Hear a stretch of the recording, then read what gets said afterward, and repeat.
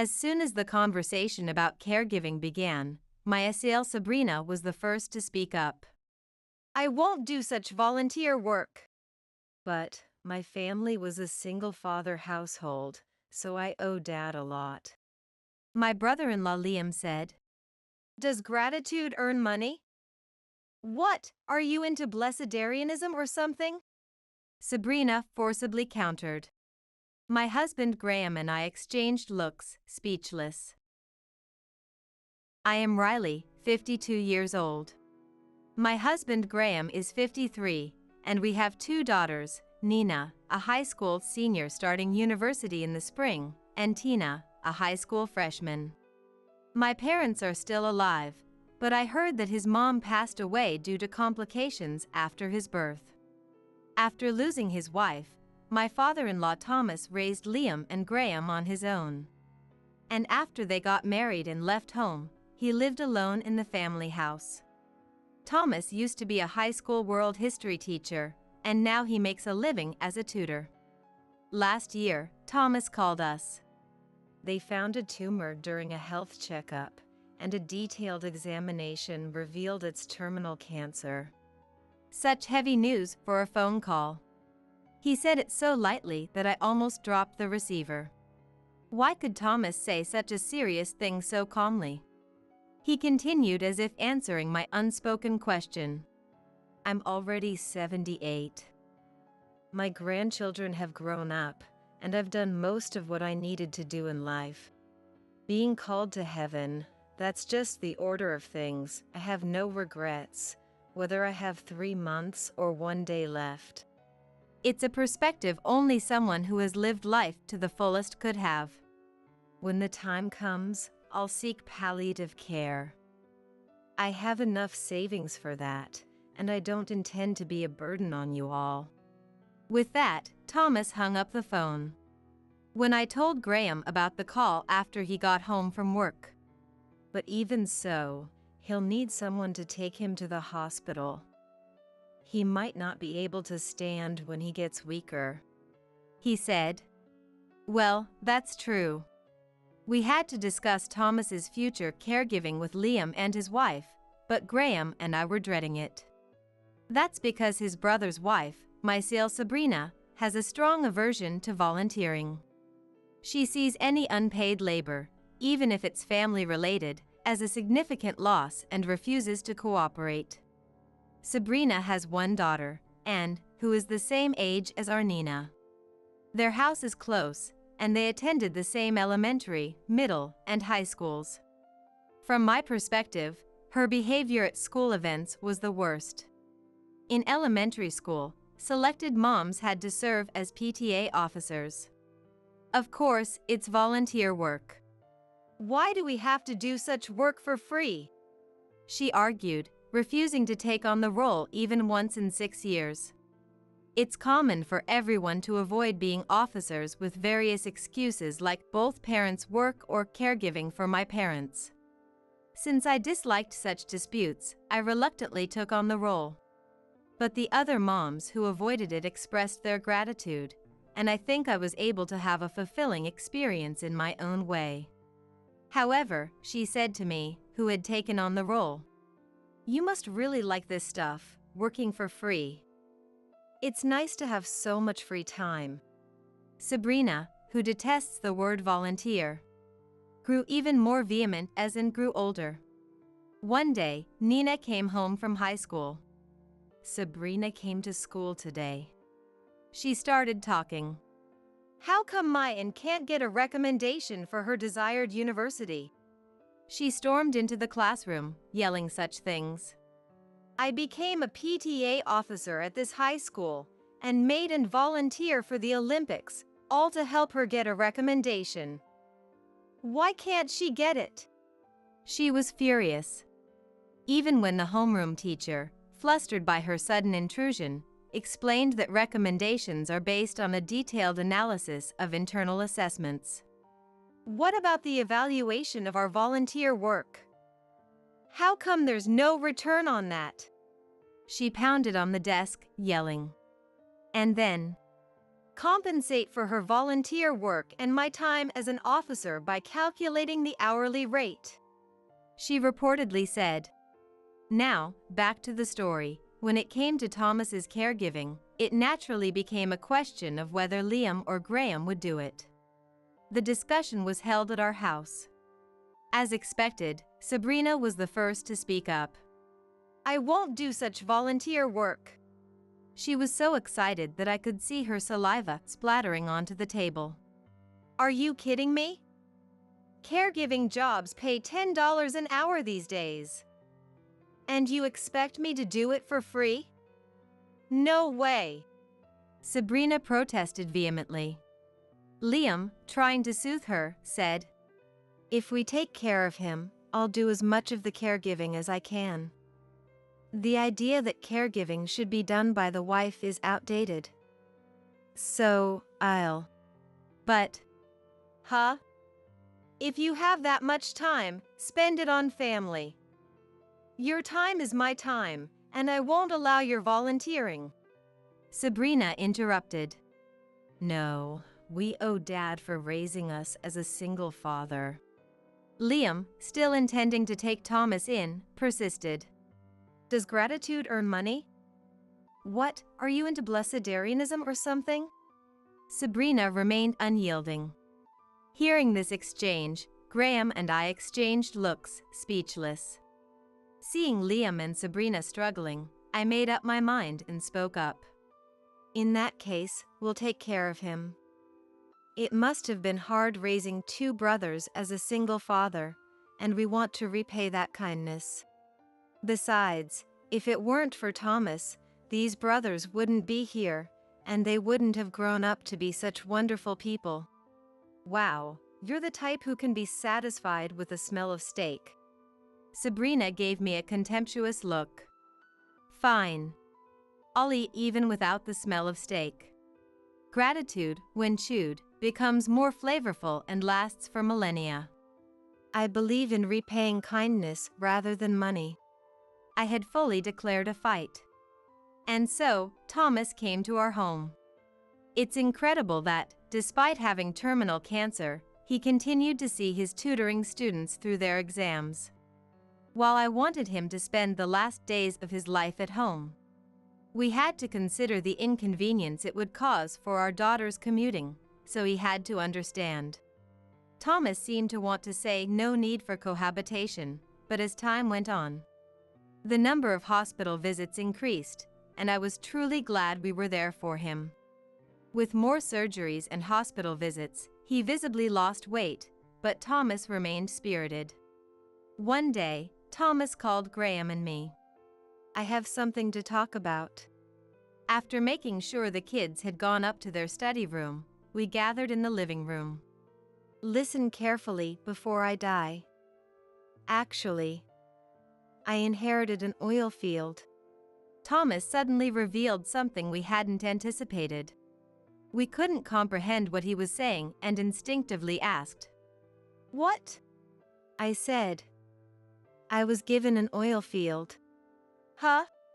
We couldn't help but respond like that. Thomas repeated, enunciating clearly, "An oil field." "An oil field." The words were clear, but I was too stunned to speak. "An oil field, like the one where oil comes out?" "Yes, the one where oil gushes out. But why an oil field?" It's not something you can easily handle.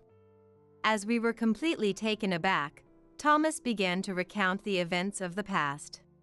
While raising his two children alone, Thomas greatly relied on the help of a local social worker who lived next door.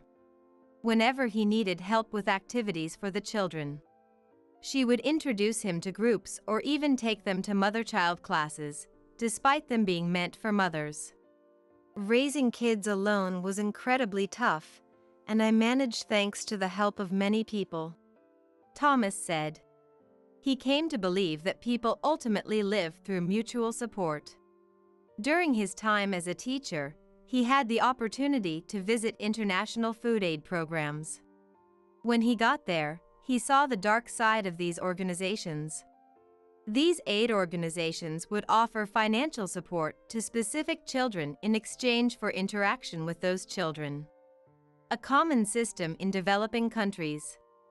Indeed, supporting a child financially could save their life. Receiving a thank you letter from the child could give the sponsor a sense of accomplishment. However, upon visiting a developing country, Thomas witnessed the reality where the children targeted by this system enjoyed school meals to the fullest while others went home hungry. This kind of injustice is unacceptable.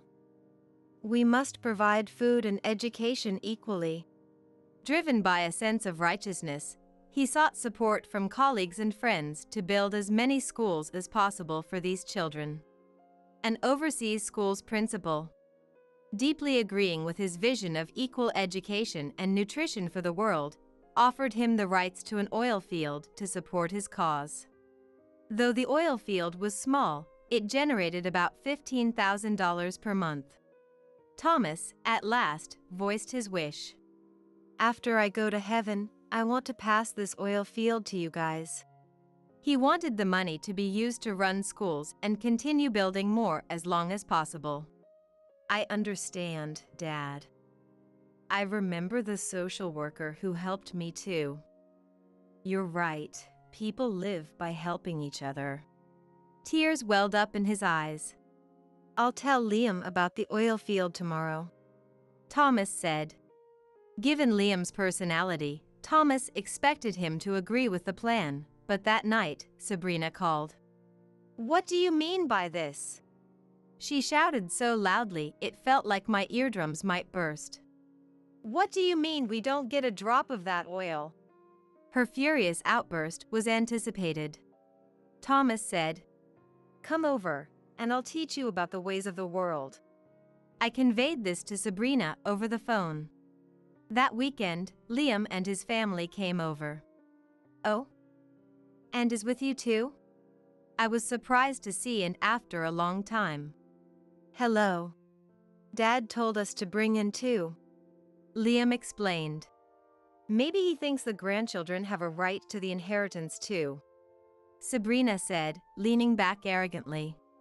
Now that everyone is here, let's hear what I have to say. Thomas began.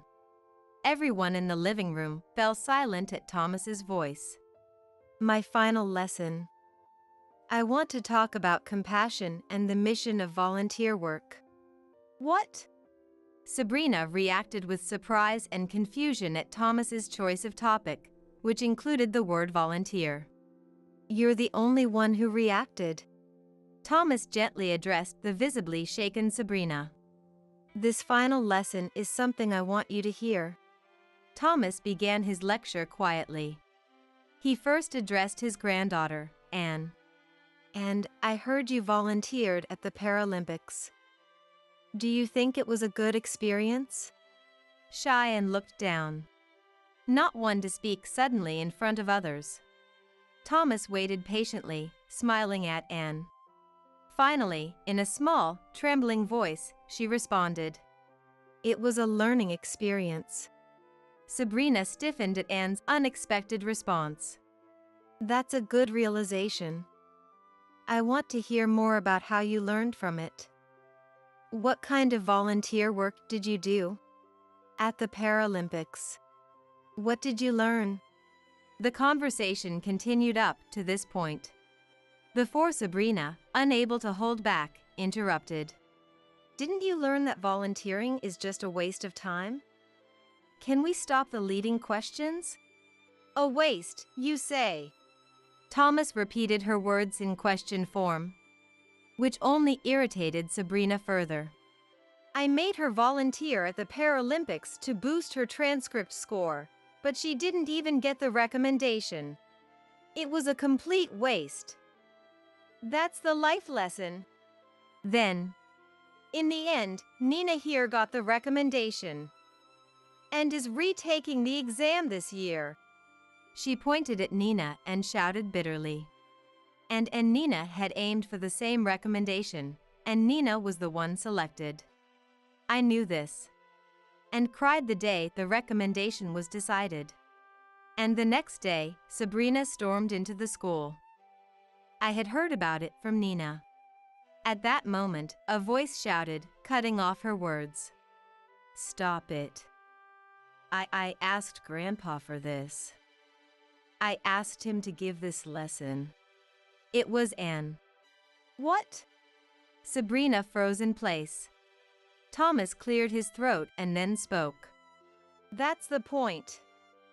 My final lesson is to rescue my granddaughter and from your misconceptions. Thomas cast a loving, reassuring gaze at the frightened Anne. Let's go back to the topic. What did you learn at the Paralympics, Anne? Thomas's gentle words encouraged and to convey her thoughts earnestly. Hang in there, Anne. I cheered for her silently. I was in charge of guiding the athletes. There was a completely blind athlete, and I was worried about how well he could walk, but he needed less help than I expected. When I wiped his white cane, which was dirty, he somehow sensed it and thanked me. Their sense of hearing and ability to read the air were impressive, and I realized that it's not right for us to use the word disability for them. On the other hand, the athlete said, we have to provide our own bikes for the competition. Each country puts its latest technology into them, but since the level of technology differs, the performance of the bikes affects the results. I learned that absolute equality doesn't exist. That's a great learning experience. Yes. By participating in volunteer work, I was able to learn a lot and broaden my perspective. Volunteering when you're young is a time when the brain is actively inputting and outputting information, and it grows significantly. I want you to do as much as you can. Feeling extremely uncomfortable with this conversation, Sabrina interrupted. Enough already. What did that volunteering leave you with? You went out in the scorching heat and didn't even get the recommendation. You keep talking about your heart, but without any reward, it's meaningless. And stood up resolutely against Sabrina's extremely inconsiderate remark. I told you to stop talking like that, Mom. Eek!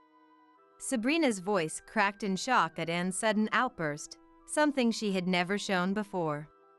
But Sabrina continued. But you were taken for a ride. In the end, you're just repeating a year, aren't you? At that moment, silence. Are you even a mom of her? Thomas roared. Listen to what Anne is saying.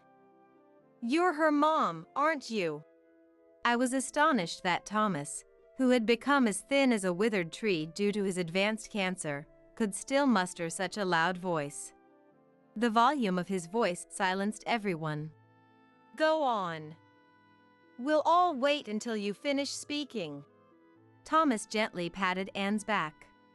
After a brief silence, Anne began to speak slowly through her tears. Nina got the recommendation because of her good grades. I already knew that. When we realized we both wanted to go to the same university, we said, we're great rivals. No hard feelings, no matter who wins. So, we were truly great rivals. I thought this kind of relationship was a treasure. But then, Mom barged into the school. After that, Nina said, I'm sorry to me. I never wanted her to apologize. I thought, congratulations to Nina, but because of Mom. What a revelation. Anne's last words turned into a shout. I was speechless. The friendship between Anne and Nina and Sabrina destroyed it. I learned a lot from volunteering. Helping others is important. Even if not everyone is satisfied, it's important to save as many people as possible. I want to go into social welfare. Upon hearing Anne's confession, Nina hugged her shoulders. I'm sorry. I didn't know I hurt you so much. When I heard about Dad's childhood, I also wanted to go into social welfare. Single father families still need a lot of support.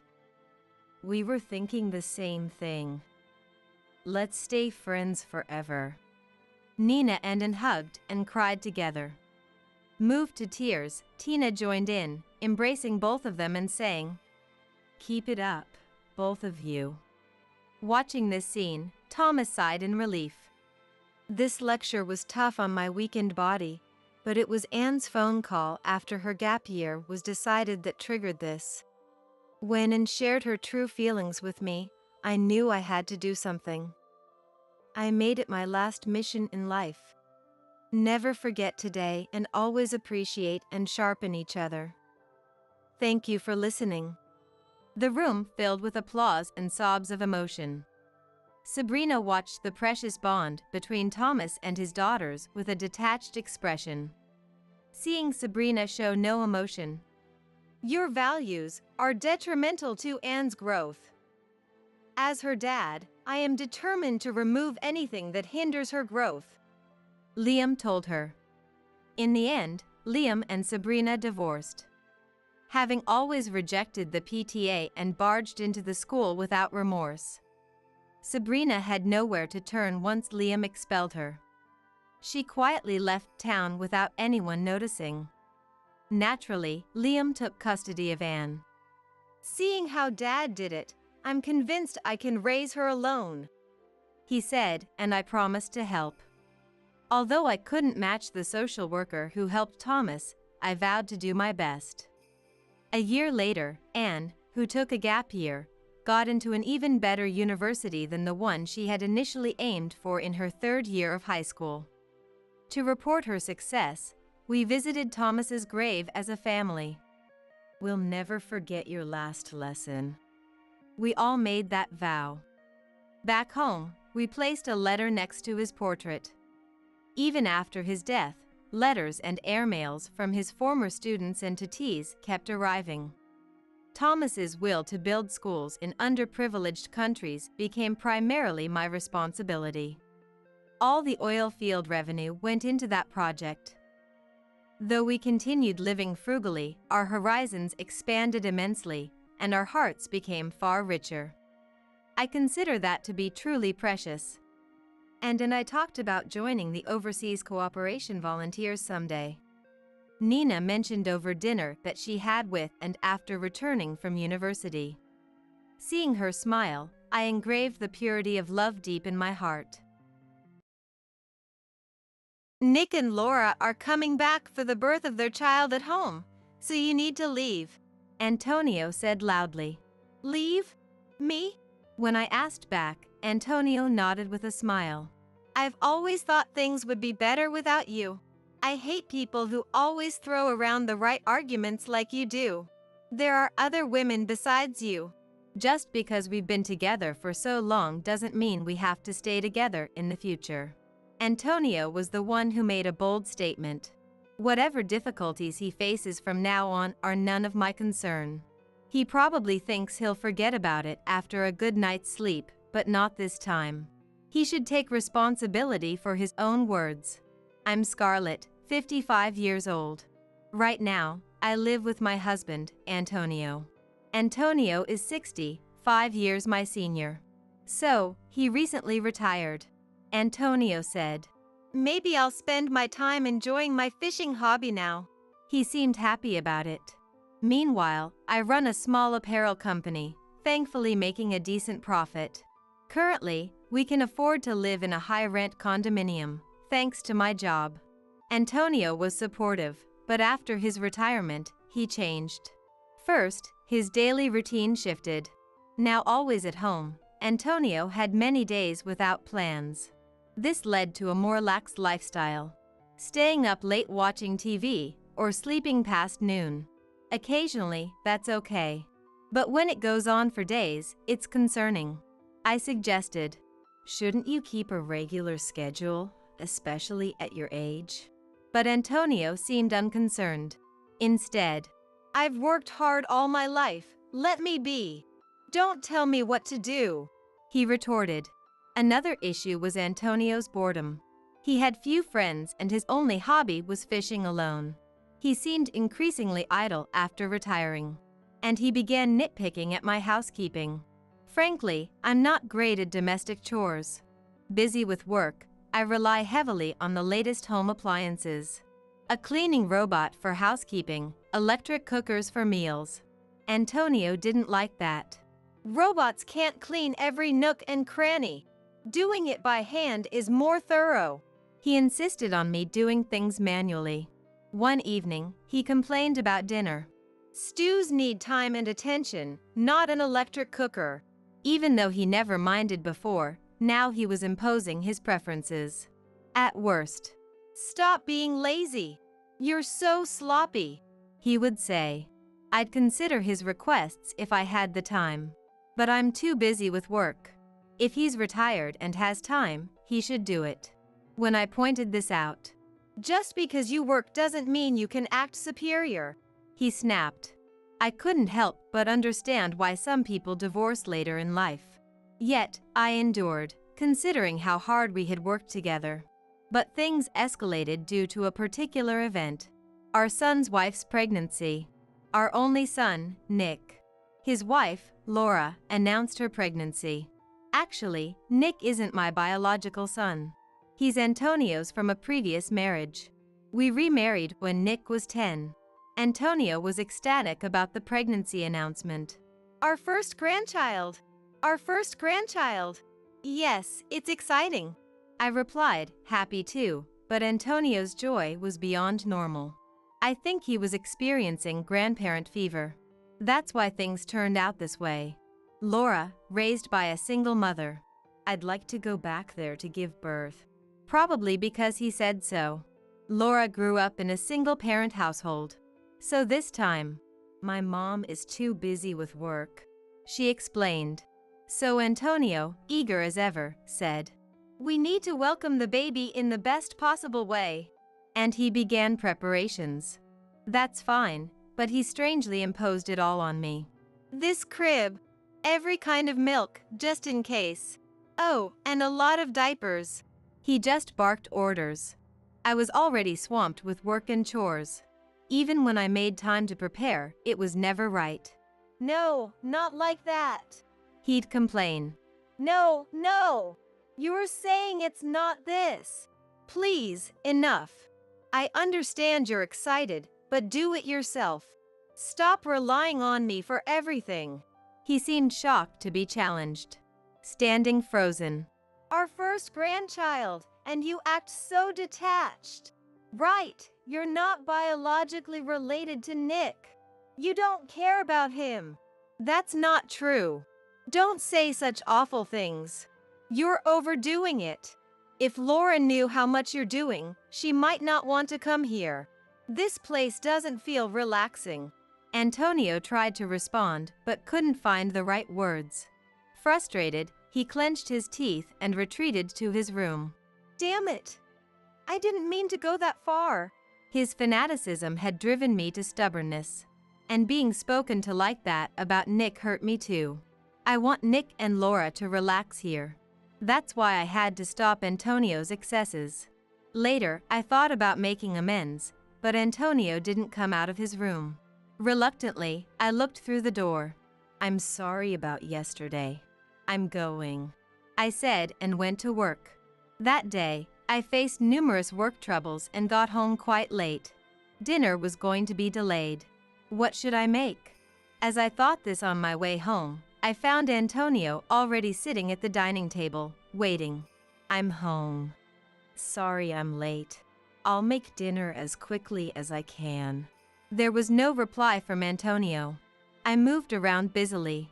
Antonio just sat there, staring, as if pressuring me. If he's home anyway, he could have made dinner. Or at least, he didn't need to rush me like this.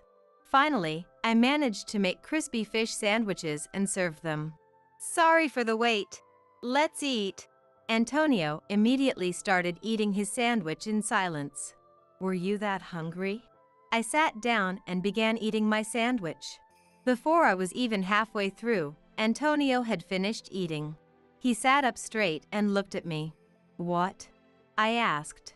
Antonio spoke in a low voice. You're all about work, neglecting the housework. What? His unexpected words nearly made me drop my sandwich. What are you talking about? I'm not neglecting anything. Don't act like it's nothing. Like today, just sandwiches? No salad or soup. That's unacceptable. True, I usually serve salad and soup. But today wasn't about being lazy. I hurried because Antonio seemed so eager to eat. I explained, but Antonio wasn't convinced. It's not just that. You always negate everything I say or do. You must think you're better because you're working and I'm retired. That's not how I think at all. Despite my repeated denials, Antonio remained unconvinced. I was getting tired of this pointless argument. Let's stop this. We'll be welcoming Nick and his wife soon. I don't want to greet them with this unpleasant atmosphere. At this, Antonio sneered sarcastically. Ah, right. I've been thinking the same. So, I've found a good solution. A good solution? Puzzled, I tilted my head. Antonio declared loudly. Nick and Laura are coming back for the birth, so you should leave. What?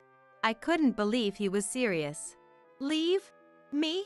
When I asked again, Antonio nodded with a smile. If you weren't here, things would go smoothly. I've always thought so. I hate people like you who always argue with logic. There are plenty of other women. I was shocked. After decades of marriage, to hear such words. Antonio, carried away, continued to vent his grievances. You lack respect for me, your husband. Always complaining, never just listening. Complaining? I respect your requests as much as I can. It's you who makes unreasonable demands. Shut up. I hate your bossy tone. Just leave. I don't even want to see your face. Antonio slammed the table. It was futile to say more. I said, understood, and returned to my room. The next morning, I called a moving company immediately. After being treated like that, I wasn't going to stay. Fortunately, it wasn't moving season, and I easily scheduled an estimate. I hoped to finish everything while Antonio was out. But he was almost always home. I was worried, but then it seemed like fate intervened. I'm going out tomorrow for a bit. Antonio is the type to forget things overnight. So he spoke to me quite normally. Apparently, Antonio was invited by his fishing buddies and was going for an overnight fishing trip. This was my chance. There was a slightly awkward atmosphere. Maybe even Antonio felt that what he said yesterday was too much. Still, there was no apology from him. He might be hoping to act as if yesterday's words never happened. He's always been like that. Until now, I've been the bigger person, letting things go. But I couldn't just ignore what he said this time. The moving estimate came quickly. I planned to take all the furniture and appliances, but there was less than I thought. The problem was finding a place to move to. But that was easily solved. Someone I knew through work offered to lend me a place. A brand new one, no less. Are you sure? I asked again, and they said, Scarlett, you've been so helpful. So I accepted the offer. I immediately went to see the property. It was more than sufficient, with no issues. I moved everything out while Antonio was away. His harsh words left me without regrets. Perhaps deep down, I had grown tired of life with Antonio. The night after I moved, Antonio called. Here it comes, I thought, and answered the phone. Hello? Hey, Scarlett. What's going on? Antonio sounded panicked, even over the phone. I almost laughed, but responded calmly. What do you mean? My house, it's empty. What's happening? Well, you told me to leave, so I did just that.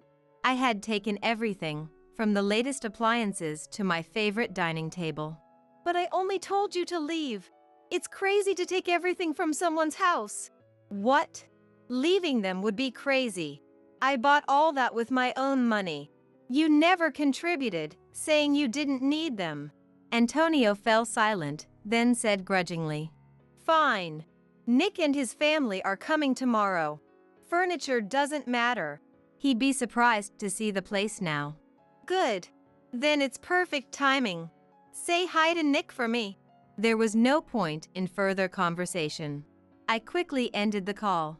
There was another significant matter, but I didn't mention it since Antonio seemed unaware. The next day, Nick called. "We'll be there soon." A phone call. "Didn't Antonio tell you? I moved out." "Really?" Nick sounded surprised but didn't press further. In fact, I sensed more relief than shock in his voice. "Cool. Mom's not there. We can do whatever we want then. You're not coming back, right?" That's right. I always sensed Nick found me bothersome. He seemed displeased I didn't pamper him like a biological mother might. "You're not as kind as other women," he once said as a child. I thought I was raising him with love, so he wouldn't struggle later in life. "Well, it's easier for both of us. Laura was uncomfortable too. So, see you." That was like his father, always adding one extra, unnecessary comment. I pondered this after hanging up. That day, I was a bit on edge, unable to focus on work. I half expected a call about the furniture and appliances. Laura once said, "It must be nice to have all these appliances for an easy life." I secretly thought their visit was to take advantage of that. But contrary to my expectations, no call came that day. Finally, at the end of the month, Antonio called. Scarlett?" His voice lacked confidence, making his intention clear. But I played ignorant. "Yes. It's about the rent." "Yes. What about it?" He struggled to say it, but he wanted to talk about rent. Antonio and I used to pay $1,700 for the condo rent. I was the one who paid it all. There's no way Antonio, with his retirement, could afford it. He might manage for a while with his retirement fund, but it would eventually run out. He called me, but hesitated to speak his mind. I had to prompt him. "What? You're not expecting me to pay the rent for a condo I don't even live in, are you?" No, that's not. You were the one who insisted I leave, right? And now you're coming back to me?" That's not something Antonio's pride would allow. As expected, he changed the subject. "Scarlett, are you doing okay? You know, with a place to live?" "Yes, I managed to find a place, thanks to some connections. I'm living comfortably."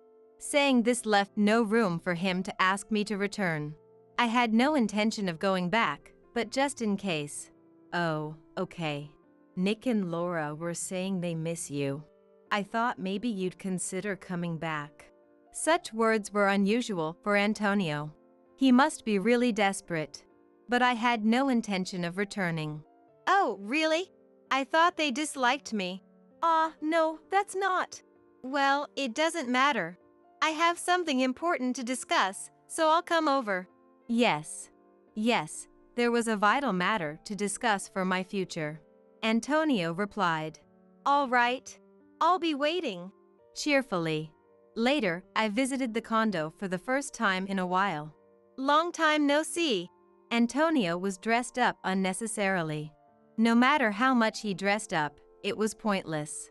I walked down the hall and into the living room, where Nick and Laura were sitting. Clearly, they couldn't live with nothing. New sofas, tables, and a fridge were installed. Nick waved casually, and Laura, though glaring, greeted me. The atmosphere was tense.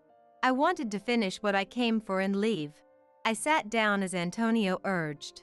"So, what did you want to talk about?"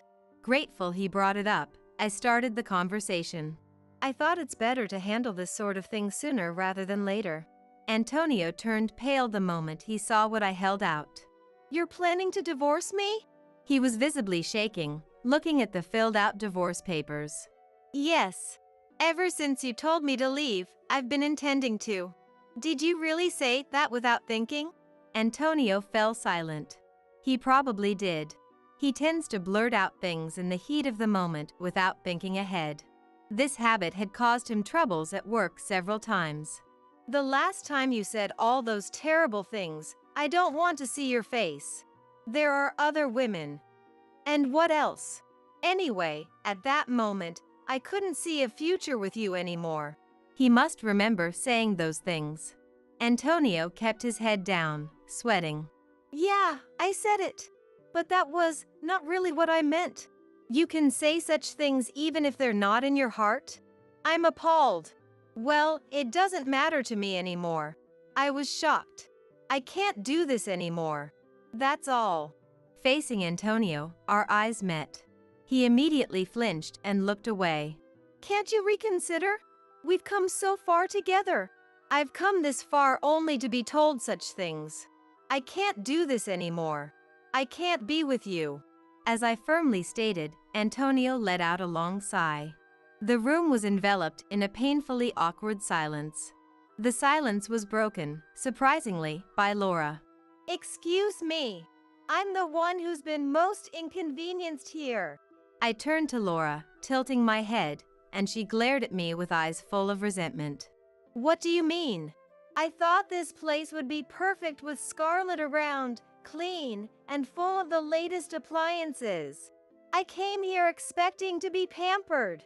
But instead, I'm caught up in this marital mess. It's a huge nuisance. Laura sighed even louder than Antonio had earlier.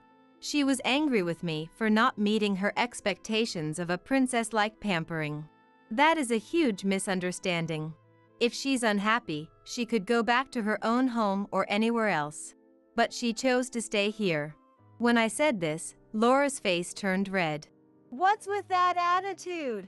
I came all the way here for you. I never asked you to come. Laura looked like she was about to scream. Her breathing was heavy with anger. But it's absurd. I had such high hopes after talking to Antonio, and now this. It's too much. Laura finally burst into tears. Nick tried to comfort her. But this made a little sense. This explained Antonio's excessive grandparent fever. It was driven by Laura's expectations. Antonio, flattered and relied upon, must have gotten carried away. But it doesn't change anything. Laura was inconsolable, and Antonio remained frozen, sweating. There was no point in staying. There's no use staying here. I'll leave. We can settle the divorce through lawyers. As I stood up, this time Nick shouted. You're running away, shaking off your responsibilities and causing trouble. I was stunned by the absurdity. It's also good to have a grudge. Approaching Nick, who was sitting close to Laura, I found myself naturally looking down at him. What's wrong? How old do you think you are now? Huh? I'm 35 years old. I took a deep breath and glared at him. So what responsibility do you think I have? Taking care of a 35-year-old son and his wife, or a 60-year-old husband? Nick was speechless, eyes wide. I couldn't hold back any longer. You're all adults. Enough is enough. Who's causing trouble? Using my efforts as a stepping stone while expecting me to always smile and comply. Calm down, Mom. Don't act like a child now. I shouted so much I was out of breath. I took a moment to breathe deeply. At least. Nick, I always cared about you, raised you as my own. But maybe I failed to convey that. Nick started to say something but fell silent. I grabbed my things and quickly left the room. No one followed me.